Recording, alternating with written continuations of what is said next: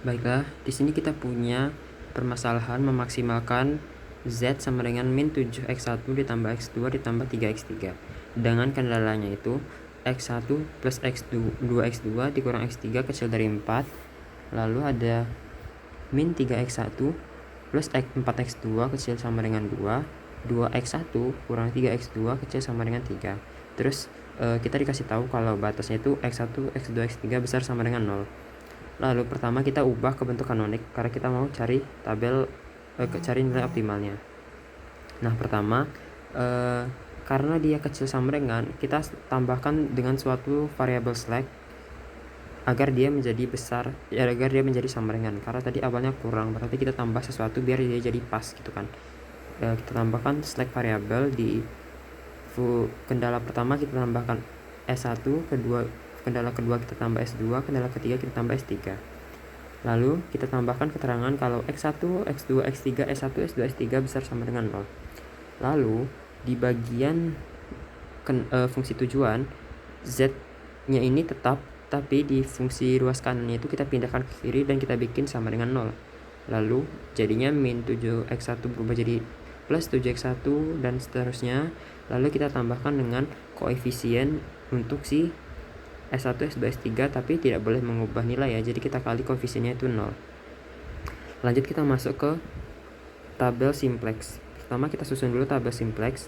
Bagian Z pertama ini, sepanjang ini nih, kita isi dari fungsi tujuan. Lalu di bawahnya kita lakukan isi dari fungsi dari persamaan kendala ini ya sudah dibentuk kanonik ya. Jadi di sini ada 1, 7 karena Z-nya itu 1, 7, min 1, min 1, min 3, min 3, 0, 0, 0, 0 dan seterusnya kita isi. Lalu kita lakukan OBE dan pertama itu kita tentukan dulu entering variable dan lalu baru leaving variable. Entering variable ditentukan dari karena kasusnya memaksimumkan dan metode simplex, otomatis kita cari negatif terbesar di baris Z. Lalu untuk menemukan leaving variable kita cari indeks itu rumusnya RHS dibagi dengan kolom pivot atau kolom entering variable. Entering variable ini namanya kolom pivot ini sepanjang ini. Nanti ini juga namanya baris pivot dan dapatlah kolom pivotnya itu di X3, baris pivotnya itu di B3. Jadi nanti X3 ini bakalan pindah ke S3 dan S3 nya bakalan keluar gitu ya. Lalu lakukan OBE, dapat hasilnya ini. Lalu ini cara yang sama karena syarat maksimum di metode simplex itu semua baris Z ini sudah positif semua, nggak ada yang negatif lagi. Cari lagi ini yang negatif terbesarnya, berarti ini jadi entering variable. Lalu di RHS nya dan ketentuan untuk mencari indeks itu RHS per kolom pivot. Nah itu nggak boleh negatif, jadi kita yang ngambilnya positif terkecil, positif terbesar, positif terbesar. Ralat itu jawaban diambil dari positif terkecil dari kolom indeksnya, yaitu RHS per kolom pivot. Lakukan OBE, kita bikin ini jadi 1, si angka pivotnya kita bikin jadi 1, 4 ini jadi 1 di sini, lalu di OBE kan lalalala. Lalu ini dapat tabel optimalnya dan kita dapatkan bahwa nilai Z itu sama dengan 14, S1 jadi 15/2, X2 jadi setengah, dan X3 jadi 9/2. Semua baris yang ada di sini itu bakalan menjadi variabel basis dan selainnya bakalan jadi variabel non basis. Jadi sekarang variabel basisnya itu S1, X2, X3 dan variabel non basisnya itu adalah X1, S2, S3. Lanjut, sekarang kita disuruh menentukan XBV, XNBV, CBV, B dan B inverse.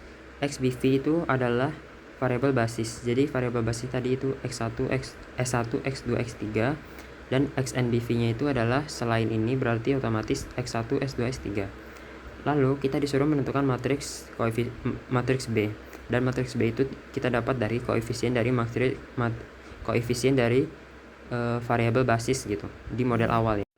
Tadi kita itunya S1, X2, X3.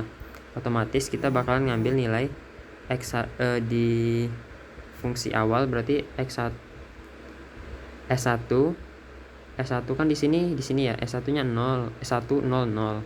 Karena di sini nggak ada S1 kan, otomatis 1 0 0.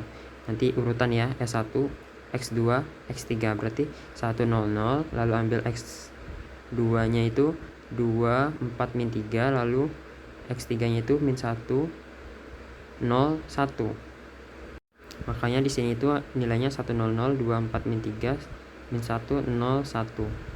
Lalu kita punya matriks B inverse. Matriks B inverse itu keterangannya kita dapat dari koefisien dari variabel non basis di tabel optimal.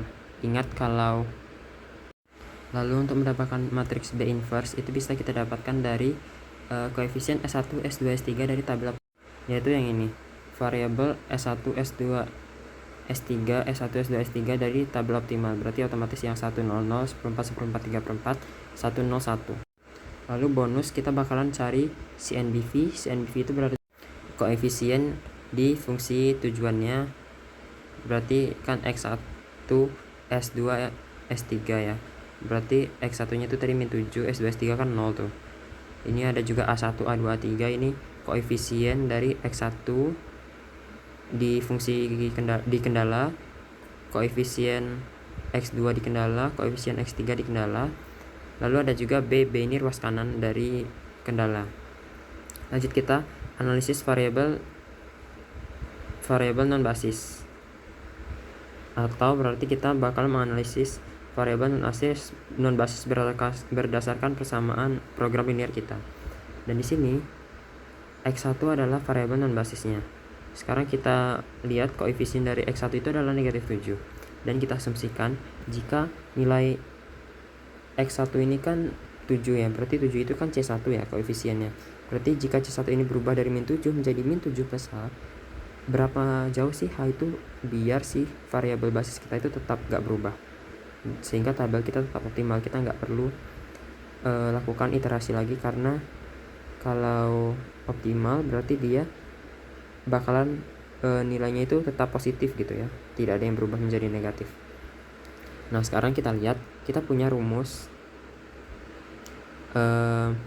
dan perlu kita perhatikan dahulu, jika BV tetap maka B besar atau matriks B dan B ruas kanan harus tetap, karena rumus RHS itu yang di tabel optimal dapat dari B inverse dikali B, dan seterusnya bisa dibaca.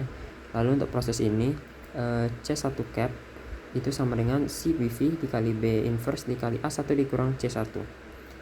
Karena kita mencarinya X1 ya, jadi kita di sini mencari C1 cap. Otomatis di sini adalah si BV-nya itu yang dari atas tadi, B inverse juga, A-nya itu juga, A1 dari atas juga, dan C1 kita itu kita misalkan si negatif C plus H, bukan si negatif 7 tadi, berarti negatif 7 plus H. Lalu kita lakukan operasi perkalian matriks, bisa dilakukan sendiri, dapat nanti hasilnya itu 11/2H. Lalu kita punya syarat kalau C2 cap itu harus besar sama dengan 0. Otomatis kalau C2 cap besar sama dengan 0, itu sama aja dengan 11/2 kurang H besar sama dengan 0. Jadi min H sama dengan min 11/2. Kita kalikan negatif ke persamaan ini sehingga arah persamaan yang berubah menjadi dari yang min H besar sama dengan min 11/2 menjadi H kecil sama dengan 11/2. Lalu kita kan tadi butuhnya min 7 plus H, jadi kedua ruas kita tambahkan min 7 plus H. Otomatis si min 7 plus H ini menjadi C2 ya, jadi C2 kecil sama dengan min 3/2. Sehingga C2 itu jikalau C2 itu kecil sama dengan min 3/2 atau min setengah, otomatis BV saat ini itu tetap optimal. Jadi kalau misalnya C2 nya itu berubah lebih besar dari min 3/2 atau min setengah, atau misalnya jadi min 1, itu bakalan berubah. Tapi asalkan dia lebih kecil dari min setengah, dia bakalan tetap nggak berubah. Lalu kita lanjut ke nomor 4, analisis sensitivitas variabel basis. Dan kita bakalan ambil variabel basisnya itu X3, sehingga kita punya koefisien dari X3 itu adalah C3, yaitu sama dengan 3.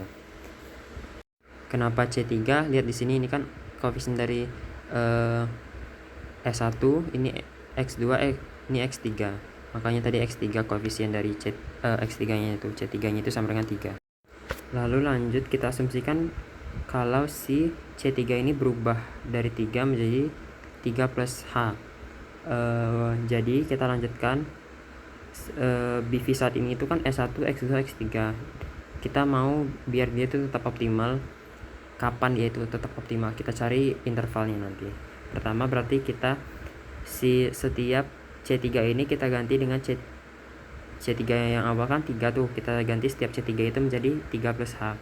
Dan kita substitusinya itu tetap mencari semua variabel non basis ya, bukan variabel basisnya yang dicari.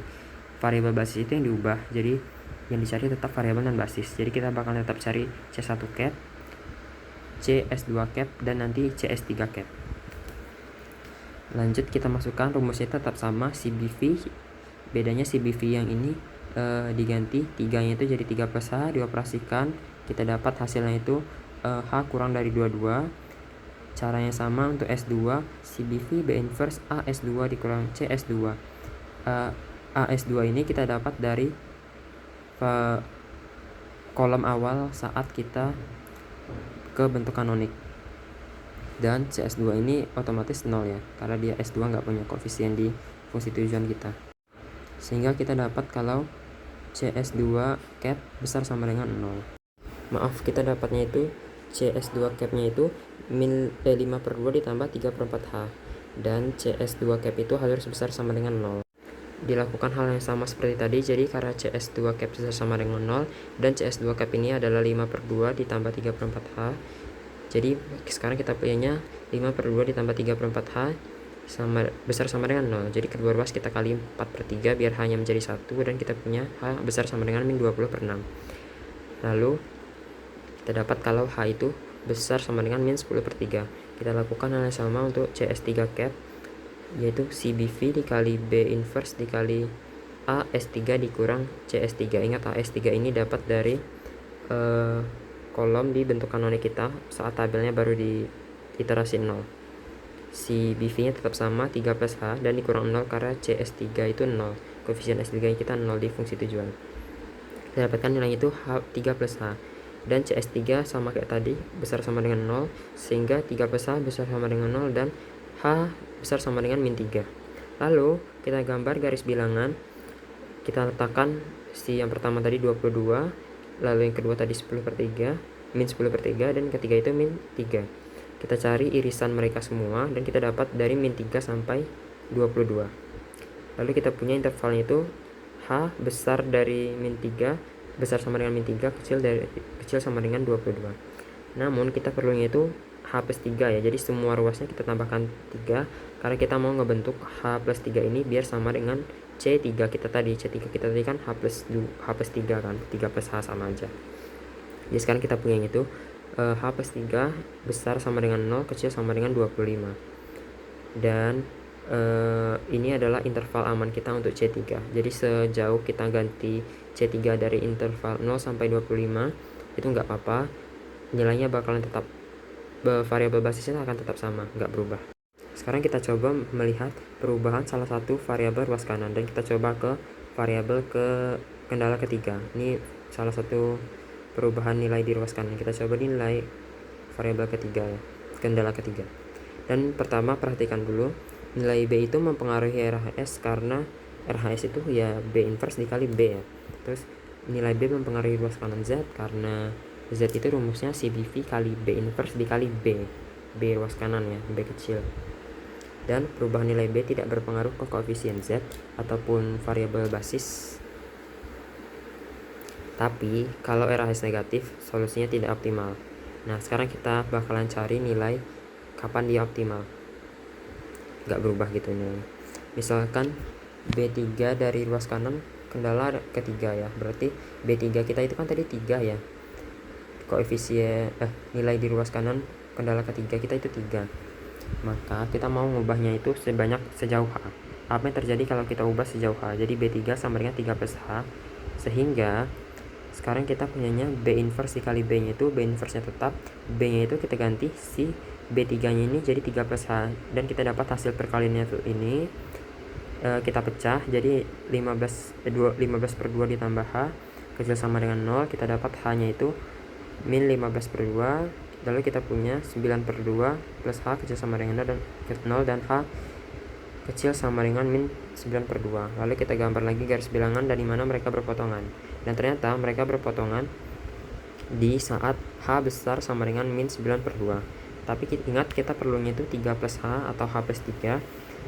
Jadi kedua ruas kita tambahkan 3, jadi ya 3 plus H besar sama dengan min 3/2. Sehingga kalau nilai B3 itu diubah selagi dalam interval lebih besar dari min 3/2 atau min setengah, itu nilainya bakalan tetap optimal. Nah, sehingga jika B3 berubah dari bla bla bla bla. Lanjut kita ke shadow price. Shadow price itu adalah kendala pertama itu di model primal bakalan menghasilkan satu nilai di model dual. Berarti kendala ke-1 jadi Y1, kendala 2 jadi Y2, kendala 3 jadi Y3. Dan Y itu rumusnya adalah CBV dikali B inverse. Jadi 0,13 dikali matriks B inverse kita, dan kita dapatkan 0, 5/2 dan 3. Dan ternyata kita bisa dapatkan nilai Y gitu dari koefisien di S1, S2, S3 berurutan di kolom Z. Jadi ini lihat 0, 5/2, 3. Dan di sini juga 0, 5/2, 3. Nah, sekarang kita mau ubah ini hubungannya ke interpretasi ekonomi.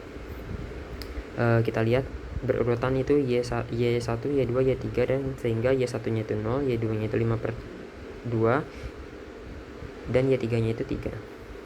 Dan nilai optimum primalnya itu 14, dan faktanya nilai optimal primal dan nilai optimal dual itu harus sama. Sehingga misalkan kita bakalan mengubah si B3 tadi ya, karena kita punya intervalnya B3 tadi. Nah, misalnya kita B3 kita ubah dari 3, maka fungsi tujuannya itu adalah 4Y1 ditambah 2Y1, 4Y1 ditambah 2Y2 ditambah 3Y3 sama dengan W1. Ini dari mana? Ini dari semua B di variabel di ruas kanan itu dikali Y gitu. B1Y ditambah B2Y ditambah B3Y 3, B1Y1 ditambah B2Y2 ditambah B3Y3 sama dengan W1. Lalu misalnya kita anggap di sini 4, maka fungsi objektif 2 kita adalah B1Y1 4 kali Y1, B2Y2 2 kali Y2, dan B3Y3 karena kita tadi B3 misalkan jadi 4, sehingga di sini jadinya 4Y3 sama dengan W2. Sehingga selisih optimal pada saat B3 sama dengan 3 dan B3 sama dengan 4 itu aja sama dengan W2 dikurang W1 ya. Sehingga ini kalau kita kurangkan, kita dapatkan Y3, dan Y3 itu nilainya 3, sehingga W2 dikurang W1 sama dengan 3.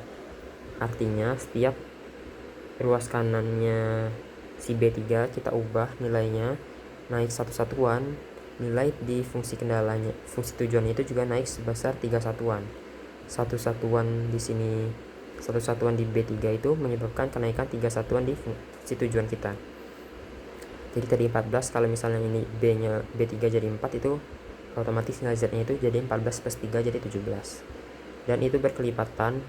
Misalnya kita naiknya sebanyak H, berarti H kali 3, karena ini kalau kita kurangkan bakalan jadi HY Y3 dan Y3 kita itu 3, jadi bakalan terjadi kenaikan sebanyak 3 dikali H satuan. Hanya itu berapa banyak kita naikin. Dan ini ada kesimpulannya. Ingat juga tadi kita punya interval B3 itu dari 0 sampai dari min 3 sampai 22 ya. Jadi sepanjang interval itu aja itu berlaku seharusnya. Sekian, terima kasih.